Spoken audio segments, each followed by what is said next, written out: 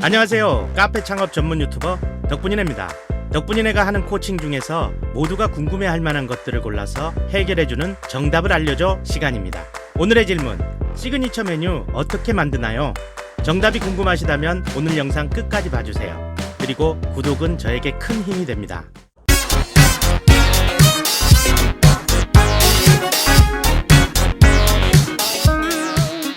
정답부터 먼저 말씀드리자면 네, 시그니처 메뉴는 꼭 필요합니다. 왜냐하면 개인 카페에 있어서 메뉴의 꽃이라고 할 수 있는 게 시그니처 메뉴기도 하고요. 이 메뉴 하나가 온라인 마케팅에서 강력한 힘을 발휘하기도 하기 때문입니다. 몇몇 프랜차이즈 경우에도 시그니처 메뉴를 출시하기도 하지만 엄밀하게 보자면 이름만 시그니처라고 할 수 있죠. 시그니처는 그 매장을 대표하고 실력을 뽐낼 수 있는 유니크한 메뉴를 의미합니다. 레스토랑 쪽에서는 불란서 말인 고메라는 용어를 쓰기도 하는데요. 프랜차이즈처럼 수백 개의 매장에 같은 메뉴로 존재한다면 이미 시그니처라고 볼 수 없겠죠.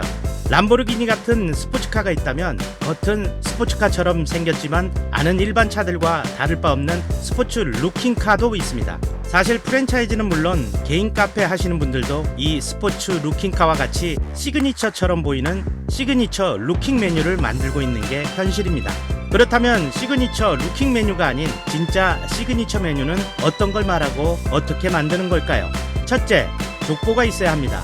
다시 말해 정통 메뉴에서 파생되어야 한다는 겁니다. 커피에 관한 시그니처 메뉴를 만든다면 에스프레소 베이스냐, 스페셜티 핸드드립 베이스냐, 아니면 라떼 스타일인가, 카푸치노 스타일인가, 혼합 음료에 관한 시그니처 메뉴를 만든다면 에이드 계열인가, 아니면 펀치 계열인가, 이렇게 정통 메뉴에 대한 공부와 이해가 확실하게 된 상태, 먼저 그 상태가 기본이 된 다음 거기에 자신만의 해석과 창작으로 응용을 한 것이 시그니처 메뉴입니다. 여기서 둘째, 이것저것 섞고 예쁘게 보인다고 시그니처가 아니라는 겁니다. 덕분이네의 오랜 경험상 희한하게도 사람들은 가르쳐주지 않아도 정통성이 있는지 없는지를 안다는 거예요. 예나 지금이나 본능적으로 좋아하는 것을 알아차리는 DNA는 같기 때문인 것 같습니다. 오랫동안 많은 사람들에게 사랑받아온 것이 정통이 된 거고 거기다 시대에 맞는 세련미가 더해지니까 열광하게 된다는 거죠. 마치 원래 예쁜데 거기에 멋진 새 옷을 걸치니까 더 사랑하게 되는 그런 느낌?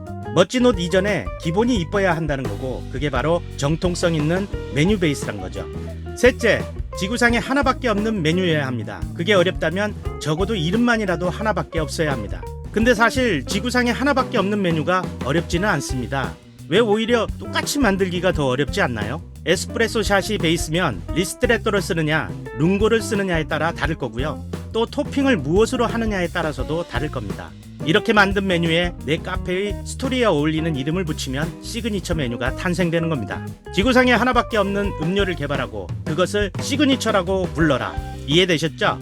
예를 몇 개 들어볼게요. 우선 요즘 뜨는 시그니처 메뉴 중에 덕분이네가 추천하고 싶은 플랫 화이트나 아인슈페너가 있습니다. 두 개 다 라떼를 베이스로 한 응용 메뉴인데 플랫 화이트는 우유를 스팀으로 데우는 과정에서 거품의 굵기, 즉 밀크 포밍에 베리에이션을 준 것이고 아인슈페너는 우리나라에선 잘못 알려진 비엔나 커피를 정통성에 맞게 재해석한 거라 보면 되겠죠. 어떤 원두를 베이스로 하느냐에 따라 또 밀크 포밍을 어떤 농도로 하느냐에 따라 그리고 크림에 무엇을 첨가하느냐에 따라서 자신만의 특별한 시그니처 메뉴를 만드실 수가 있습니다. 덕분이네 마인드 5편 스토리텔링 편을 보신 분들이라면 거기에 나오는 카페 와이키키를 기억하실 겁니다. 그곳의 시그니처 메뉴인 와이키키 시크릿 펀치는 펀치를 베이스로 했습니다. 펀치는 보통 과일 주스를 2개 이상 섞고 향을 가미하는 것이 특징인데요. 와인을 곁들여서 풍미를 더한 거죠. 시그니처로 인기가 높은 말차 라떼류는 녹차 라떼의 베리에이션이기 때문에 녹차 가루인 말차를 어떤 걸로 사용하느냐에 따라 그리고 말차를 얼마나 많이 넣느냐에 따라 맛의 깊이와 풍미가 달라지는데요. 덕분이네가 팁을 하나 드리자면 녹차 가루를 사용하라는 겁니다. 아, 덕분이네 또 뚱딴지 같은 말 하네. 말차 가루가 녹차 가루지 커피 가루인가? 말차 가루와 녹차 가루는 다릅니다. 말차는 원래 쓴 녹차를 최대한 쓰지 않게 만든 것이기 때문에 웬만큼 넣어서는 진한 맛이 안 납니다. 또 워낙에 비싸기 때문에 많이 넣을 수도 없어요. 반면에 녹차 가루는 일반 녹차를 가루로 만든 거기 때문에 쌉니다. 하지만 쓰죠. 커피로 치면 말차는 아라비카고 녹차 가루는 로부스타인 겁니다. 말차와 녹차 가루를 적정 비율로 섞어 쓰시면 원가도 맞출 수 있고 풍미도 깊은 말차 라떼를 만드실 수 있습니다. 여기에 크림을 얹고 화이트 초콜릿 소스로 드리즐하면 화이트 모카 말차 라떼가 완성되겠죠. 이제 내 카페의 스토리에 어울리는 이름을 만들어주는 겁니다. 카페 와이키키에선 이렇게 이름 지을 수 있겠네요. 비치 삼바 모카 그린. 밀크티를 시그니처로 만든다면 타피오카 펄을 넣는 대만식이 아니라 정통 인도식으로 만들어 보는 겁니다. 아쌈 CTC 홍차에 정향과 크로브 같은 향신료를 설탕과 함께 넣고 후루룩 끓여서 우유와 섞습니다. 여기에 크림을 얹고 시나몬을 예쁘게 뿌려줘도 좋을 겁니다. 이름을 어떻게 지어볼까요? 블랙밀크 크라운 로얄이라고 할까요? 이렇게 만드는 게 시그니처 메뉴입니다. 시그니처 메뉴는 하나만 만드시면 됩니다. 그리고 테이크아웃 매장의 경우는 가성비에만 집중하다 보니까 시그니처 메뉴에 대한 중요성을 많이들 간과하시는 것 같은데요. 그러면 안 됩니다. 이러니 저러니 해도 카페의 본질은 같기 때문이죠. 테이크아웃용 시그니처 메뉴를 역시 하나만 개발하시고 가장 비싼 가격으로 책정하십시오. 주로 가지고 나간다고 봤을 때 용기가 투명한 아이스류로 시그니처 메뉴를 개발하시는 것을 권하겠습니다. 어떠세요? 시그니처 메뉴에 대한 궁금증이 좀 풀리셨나요?